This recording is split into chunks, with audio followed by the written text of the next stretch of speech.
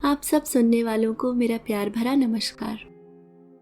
आप सुन रहे हैं कहानी गोल्ड, साहित्य के खजाने से कुछ अनमोल कहानियां। दोस्तों, अगर आपको मोरल स्टोरीज और मोटिवेशनल कोट सुनने पसंद है तो आप मेरे दूसरे चैनल थोड़ी सी स्पिरिचुअल को सब्सक्राइब कर सकते हैं। लिंक नीचे डिस्क्रिप्शन बॉक्स में है। तो आइए सुनते हैं मालती जोशी जी की लिखी कहानी, जिसका शीर्षक है छोटी सी गुड़िया की कहानी। वह छोटी थी तो पूरे मोहल्ले में चिड़िया सी फुदकती रहती थी। कई बार मेरे घर भी आ निकलती थी, कभी अकेले कभी हमजोलियों के साथ। उस समय अगर मैं कुछ लिख रही होती तो मुझसे पूछती, आंटी जी क्या कर रहे हो? होमवर्क, मेरा जवाब होता। धत, बड़े लोग होमवर्क थोड़े ही करते हैं, हमें पता है आप कहानी लिख रहे हो। अरे, तुम्हें कैसे पता? मम्मी ने बताया था, मैं देख लूं? वह कहती और मेरी अनुमति की प्रतीक्षा किए बिना कुर्सी के पीछे खड़ी हो जाती और मेरे कंधों पर झुककर देखने लगती। मेरे लिखने का क्रम टूट जाता। लिखो ना, हमें देखना है। कैसे लिखूं, तुमने मेरा हाथ जो दबा रखा है। सॉरी, वह कहती और छिटक कर दूर खड़ी हो जाती। उसकी संतुष्टि के लिए मैं कागज पर यूं ही कुछ लिख देती। उस कागज को बाद में डस्टबिन में जाना तय होता। वह कुछ देर देखती रहती और फिर बाहर निकल जाती। जिंदगी को कागज पर उतरते देखने का धैर्य कितनों के पास होता है। वह तो फिर बच्ची थी। समय गुजरता गया। वह स्कूल से जूनियर हाई स्कूल और फिर हाई स्कूल में पहुंच गई। मैं सोचती भी, लड़कियां कितनी जल्दी बड़ी हो जाती हैं ना। अब उसका आना कम होता था, पर आते ही कहती, आंटी जी अगली कहानी लिखेंगी ना, उसमें हीरोइन को मेरा नाम दीजिएगा। श्योर, मैं कहती, पर जानती थी कि उसकी यह फरमाइश मैं कभी पूरी नहीं कर पाऊंगी। अपने पात्रों के नामकरण में मैं बहुत एहतियात बरतती हूँ। ससुराल और पीहर दोनों का लंबा चौड़ा परिवार है। पति घोर सामाजिक प्राणी है, इसलिए मित्रों और परिचितों की संख्या भी कम नहीं है। कहानी लिखते समय हमेशा डर बना रहता है कि कोई नाम अगर किसी गलत संदर्भ में चला गया तो सारी जिंदगी सफाई देते ही बीत जाएगी। इसलिए मैं अक्सर उमा, रमा, शांता, कांता, मोहन, सोहन जैसे साधारण नामों से काम चला लेती हूँ, या फिर बहुत अप्रचलित नाम लेती हूँ, जैसे बांसुरी, अपराजिता आदि।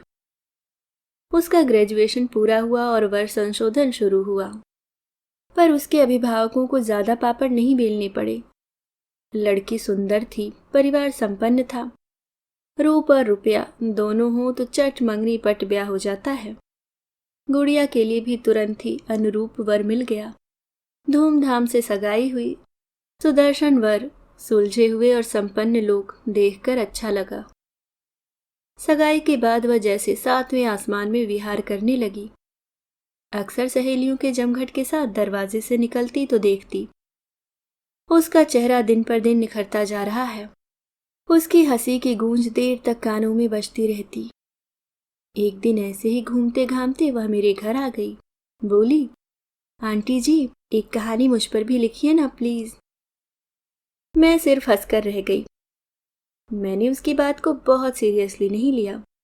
मेरे लिए यह बात नई नहीं थी। अक्सर लोग मुझसे ऐसी बातें कहते रहते हैं, क्योंकि हर व्यक्ति सोचता है कि उसका जीवन बहुत घटनापूर्ण है। पर गुड़िया आज मूड में थी। बोली, सच कहूं आंटी जी, आजकल मुझे लगता है कि मैं एक नायिका हूँ, हीरोइन हूँ। परियों की राजकुमारी हूँ मैं, और मेरे सपनों का राजकुमार मुझे ब्याहने 7 समंदर पार से आ रहा है। कितनी रोमांटिक सिचुएशन है ना। लोग लेखक के साथ कुछ ज्यादा ही लिबर्टी ले लेते हैं। नहीं तो गुड़िया या कोई भी कन्या अपनी माँ की हमउम्र महिला से ऐसी बात कहने का साहस न कर पाती। गुड़िया, मैंने गंभीर स्वर में कहा, मैं कभी नहीं चाहूंगी कि मैं किसी अपने पर कहानी लिखूं। क्यों आंटी जी? क्योंकि सीधी सपाट जिंदगी पर कभी कोई कहानी नहीं लिखी जाती। गाड़ी जब पटरी से उतरती है तभी कहानी बनती है। कहानी हादसे की मांग करती है। हादसे मतलब ट्विस्ट ना? हाँ, यही समझ लो। ये ट्विस्ट पढ़ने या सुनने में बड़े रोमांचक या थ्रिलिंग लगते हैं, पर जिस पर गुजरते हैं वही इसके दर्द को जानता है।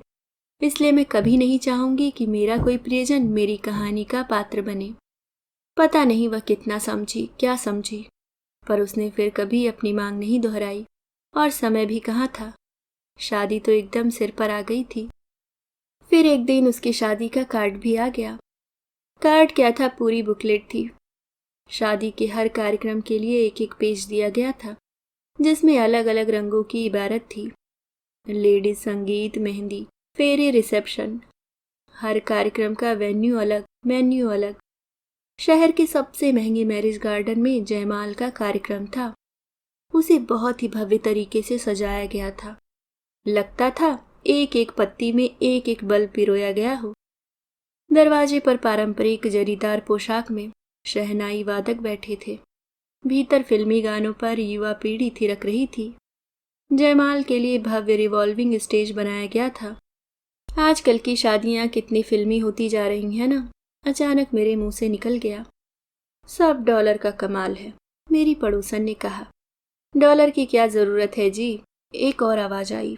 रुपयों की कमी है क्या, बरस रहा है। बैरी कोल्ड ड्रिंक्स की ट्रे घुमा रहे थे, स्टार्टर्स की प्लेटें पकड़ा रहे थे। उनका आनंद लेते हुए ऐसे ही टाइम पास गॉसिप होती रही। मेहमान बेचारे, और करें भी तो क्या। नियत समय पर जयमाल संपन्न हुआ। दूल्हा घोड़े पर और दुल्हन पालकी में आई थी। वर्दीधारी कहार पालकी उठाए हुए थे। रोशनी के झरने फूट रहे थे। सब कुछ चकाचौंध कर देने वाला था। दूल्हा दुल्हन जब तक सकुशल स्टेज पर आकर बैठ नहीं गए, मेरी सांस अटकी ही रही।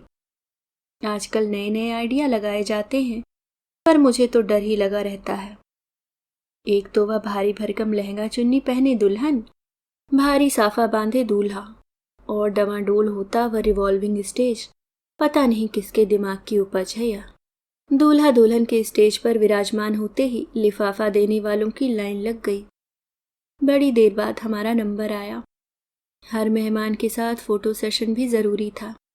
भोजन का कार्यक्रम भी उस शाही व्यवस्था के अनुरूप ही था। सारे प्रांतों की स्पेशल डिशेस थी। यही नहीं, विदेशी व्यंजन भी थे। Russian salad, Italian pasta, Thai soup. Chinese तो अब विदेशी लगता ही नहीं, वह तो अब भारतीय ही हो गया है। अब मेन कोर्स इतना जोरदार था तो स्वीट डिश तो शानदार होनी ही थी। 4-5 आइटम्स थे। मूंग का हलवा, इमरती, रबड़ी और भी न जाने क्या क्या। आइसक्रीम के भी 4-5 फ्लेवर्स थे। कुल मिलाकर शाही आयोजन था। मैंने मन ही मन ईश्वर को धन्यवाद दिया कि मुझे बेटी नहीं दी। ऐसी भव्य शादी तो मेरी कल्पना से भी परे थी। बेकार में हीन बोध से ग्रस्त हो जाती। एक तो कार्यक्रम ही देर से शुरू हुआ था, फिर वह जगह भी शहर से दूर थी। घर पहुंचते पहुंचते 12 बज गए। स्वभावतः सुबह नींद देर से खुली। श्रीमान जी समय से उठ गए थे और बरामदे में बैठकर अखबार पढ़ रहे थे। मैं चाय लेकर गई तो कप हाथ में लेकर उन्होंने अखबार मुझे पकड़ा दिया। पढ़ो। क्या है? पढ़ो तो, उन्होंने कहा। अपना कप स्टूल पर रखकर मैंने पढ़ना शुरू किया। बड़े बड़े अक्षरों में शीर्षक था, मैरिज गार्डन में हंगामा। नीचे विस्तृत समाचार था। शहर के एक प्रतिष्ठित परिवार की शादी में उस समय भूचाल आ गया जब ऐन फेरों के वक्त कुछ लोगों ने मंडप को घेर लिया। वे लोग अपने साथ पुलिस लेकर आए थे। साथ में एक युवती और 5-6 साल का बच्चा भी था। उस युवती का दावा था कि वह वर महोदय की पहली पत्नी है और वही इस बच्चे के पिता हैं। सुनते ही वहां तो अफरा तफरी मच गई। दोनों ही पक्ष ताल ठोक कर खड़े हो गए। अगर पुलिस वहां न होती तो 1-2 लाशें जरूर गिरनी थी। नीचे खुलासा किया गया था कि कैरियर की शुरुआत में दूल्हे मियां उत्तराखंड के किसी प्रोजेक्ट पर कार्यरत थे। वहां एक स्थानीय बालिका के प्रेम जाल में बंध गए। प्रेम की पेंगे इतनी बढ़ी कि कन्या गर्भवती हो गई। गांव वालों ने शादी का दबाव बनाया। भागने की कोई राह नहीं थी, इसलिए शादी तो करनी पड़ी। उसके बाद वहां से ऐसी दौड़ लगाई कि सीधे अमेरिका में जाकर ही दम लिया। उसके बाद 5 साल तक घर का रुख ही नहीं किया। फिर माँ के मरणासन्न होने का हवाला देकर पिता ने बेटे को आने पर मजबूर किया। कस्में दे देकर शादी के लिए राजी किया।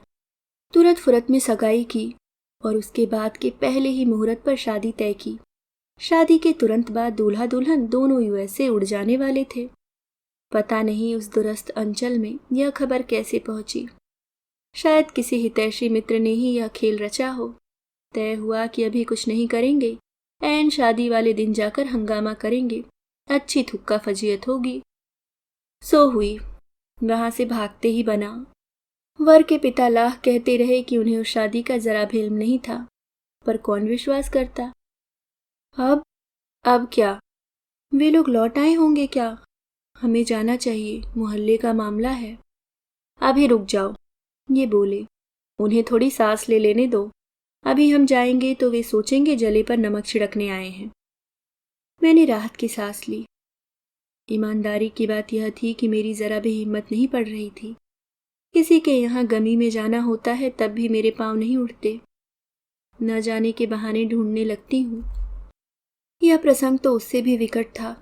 हमारी सद्भावनाओं का गलत अर्थ भी लगाया जा सकता था। तीसरे दिन खबर मिली कि गुड़िया के पापा को अटैक आया है। वे क्योरेवेल में आईसीयू में भर्ती हैं। अब तो कोई पसोपेश असमंजस नहीं था। शाम को ही हम दोनों उन्हें देखने क्योरवेल पहुंच गए। भीतर जाने की इजाजत नहीं थी। हमने बाहर कांच के दरवाजे से ही उन्हें देख लिया। उनके पास बैठी गुड़िया की माँ ने भी हमें देख लिया। चलो अपनी हाजिरी तो लग गई।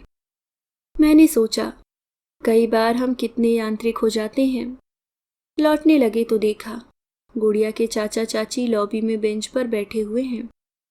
नमस्ते हुई, मरीज का हालचाल पूछा गया। मैंने कहा, इतना बड़ा हादसा हो गया, शौक तो लगना ही था।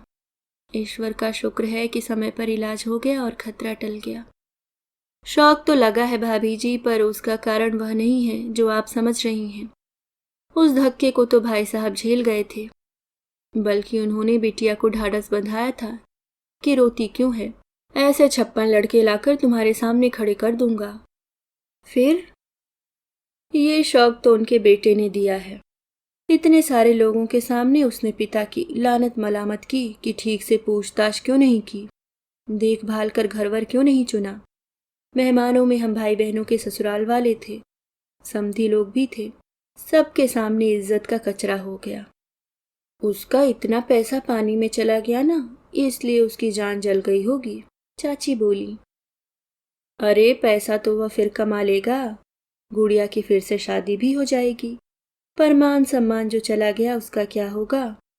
दुख की इस घड़ी में उसे पिता के साथ खड़ा होना चाहिए था, पर बरखुरदार रूठ कर बीवी बच्चों सहित ससुराल चले गए हैं। वहीं से अमेरिका प्रस्थान करेंगे। बड़ी दुखद स्थिति थी। अफसोस जताकर हम लिफ्ट की ओर बढ़े ही थे कि देखा गुड़िया की माँ कांच का दरवाजा ठेलकर बाहर आ गई है। पहले तो मेरे कंधे पर सिर रखकर खूब रोई, फिर आंसू पोंछते हुए बोली, भाभी जी आपको एक काम सौंपना चाहती हूँ, प्लीज मना मत कीजिएगा। अरे कैसी बातें कर रही हैं आप, इतना ही जाना है मुझे, कहिए क्या काम है। वो गुड़िया खाना पीना छोड़कर बैठी है, कहती है पापा मेरे कारण बीमार हुए हैं, अब वे घर आएंगे तभी अन्न जल ग्रहण करूंगी। अरे क्या पागलपन है। वही तो, आप प्लीज घर जाकर उसे थोड़ा समझाइए, आपको बहुत मानती है, आपकी बात जरूर सुनेगी। अगर वह भी बीमार पड़ गई तो मैं किस किस को संभालूंगी, बोलिए। उन्हें आश्वस्त कर हम लोग निकल आए। इनका बिल्कुल भी मन नहीं था, पर मैंने गुड़िया की माँ से वादा किया था। वैसे भी मैं उससे मिलना चाहती थी, इसलिए मुझे उनके यहाँ उतार कर ये घर चले गए। कल तक रोशनी से जगमगाता ये घर आज कितना उदास लग रहा था। कल तक यहाँ ठहाकों की आवाज आ रही थी, ढोलक की थाप गूंज रही थी, गीतों की स्वर लहरियां हवा पर सवार होकर बाहर तक आ रही थी। आज वह एकदम वीरान लग रहा था। इक्का दुक्का मेहमान अब भी थे, पर घर की रौनक कहीं खो गई थी। मुझे गुड़िया के कमरे में ले जाया गया। वह अपने पलंग पर लेटी हुई थी और घर की पुरानी नौकरानी उसका सिर दबा रही थी। उसे देखकर मेरा जी धक्क से रह गया। उसका वह दमकता रूप पता नहीं कहाँ तिरोहित हो गया था। दुख ने, चिंता ने, निराहार ने उसका सारा लावण्य सोख लिया था। वह चहकती महकती गुड़िया कहीं खो गई थी। मुझे देखते ही वह उठ बैठी। मैंने उसे गले से लगा लिया। वह एकदम फफक पड़ी। उसका वह मौन रुदन मेरे अंतर को भेद गया। उसकी पीठ पर हाथ फेरते हुए मैं उसे सांत्वना देती रही, उपदेश देती रही। वह चुपचाप सुनती रही। कुछ देर बाद मुझे ही एहसास हो गया कि मेरे शब्द कितने खोखले हैं। वैसे भी ऐसे मौकों पर शब्द बेमानी ही लगते हैं। उसकी माँ को दिया हुआ वचन निभाकर मैं उठ खड़ी हुई। उसने भीगे नैनों से मुझे विदा दी। भारी कदमों से मैं बाहर आई। चप्पल पहन ही रही थी कि पीछे से आवाज आई, आंटी जी। मैंने चौंक कर देखा। वह मेरे पीछे पीछे दरवाजे तक चली आई थी और मुझे पता ही नहीं चला था।